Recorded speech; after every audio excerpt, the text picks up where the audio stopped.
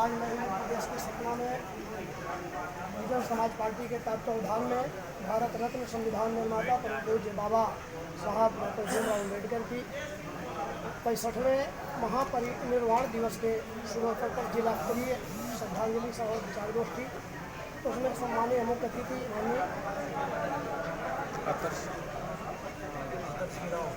अतर सिंह राव साहब MLC उत्तर प्रदेश प्रदेश प्रभारी बसपा मध्य प्रदेश उपस्थित हैं। हम उनसे कुछ प्रतिक्रिया चाहेंगे। सर, मैं आपसे प्रश्न करूंगा कि जो सम्मानीय है डॉक्टर भीमराव अम्बेडकर जी को मिलना चाहिए, मुझे ऐसा लगता है कि वो सम्मान उनको उचित नहीं मिला। इसकी क्या प्रतिक्रिया देंगे?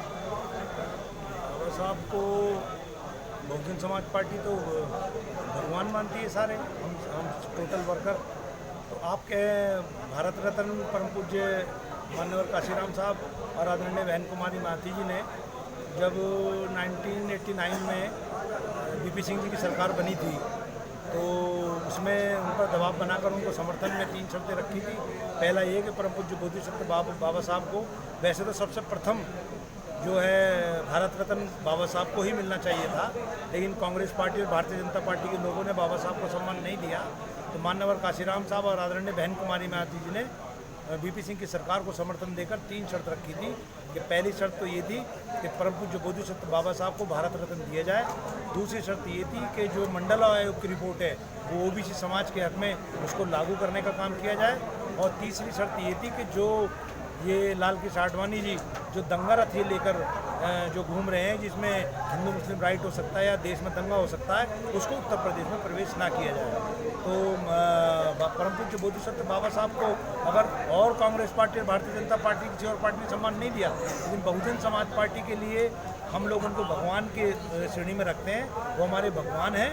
इस देश में अगर किसी ने इस देश में रहने वाले दलित किसान मजदूर वर्ग गरीब पारसी शोषितों वंचितों के लिए और ख़ासकर महिलाओं के लिए अगर कुछ किया है तो परम पूज्य बोधिसत्व बाबा साहब ने किया है, किसी और ने नहीं।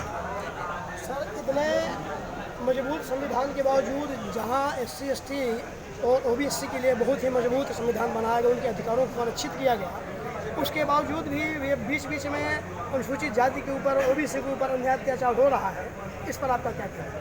देखिए, जब परम पूज्य बोधिसत्व बाबा साहब ने 2 साल 11 महीने 18 दिन में भारतीय संविधान को पूरा किया था, 26 नवंबर 1949 में लागू 26 जनवरी 1950 में किया था, तो इस देश के प्रथम राष्ट्रपति महामहिम राजेंद्र प्रसाद जी को बाबा साहब ने संविधान सौंपा था। तो उसी दिन ये बात रखी थी कि मैंने आज रानी और बेगम के पेट का ऑपरेशन कर दिया है। आज से पहले वो राजा बनता था जो रानी और बेगम के पेट से होता था। आज के बाद मैंने ऐसी व्यवस्था या लोकतांत्रिक व्यवस्था कर दी है, अब राजा बैलेट बॉक्स से पैदा होगा, रानी और बेगम के पेट से पैदा नहीं होगा। और जहाँ तक मान सम्मान की बात थी, उन्होंने चिंता जाहिर की थी कि जिन लोगों के हाथ में संविधान जा रहा है, अगर उन्होंने संविधान कैसा ही हो, लेकिन उनको लागू करने वालों की नीति और नीयत अगर अच्छी है तो कमज़ोर से कमज़ोर संविधान से भी देशवासियों का भला किया जा सकता है। लेकिन अगर लागू करने वालों की नीति और नीयत दोनों ठीक नहीं है तो मजबूत से मजबूत संविधान से भी देशवासियों का भला नहीं किया जा सकता। और आज वो देखने को मिल रहा है। परम पूज्य बोधिसत्व बाबा साहब ने दुनिया का सबसे अच्छा और बड़ा संविधान बनाया।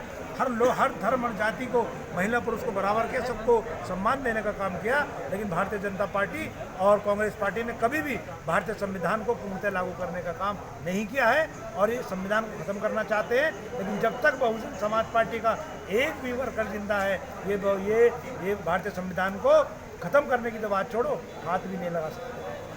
बहुत बहुत धन्यवाद सर। ये हमारे अतर सिंह राव साहब, और आप इनकी प्रतिक्रिया सुन रहे थे। देखते रहिए इक्वालिटी न्यूज़। जय भीम।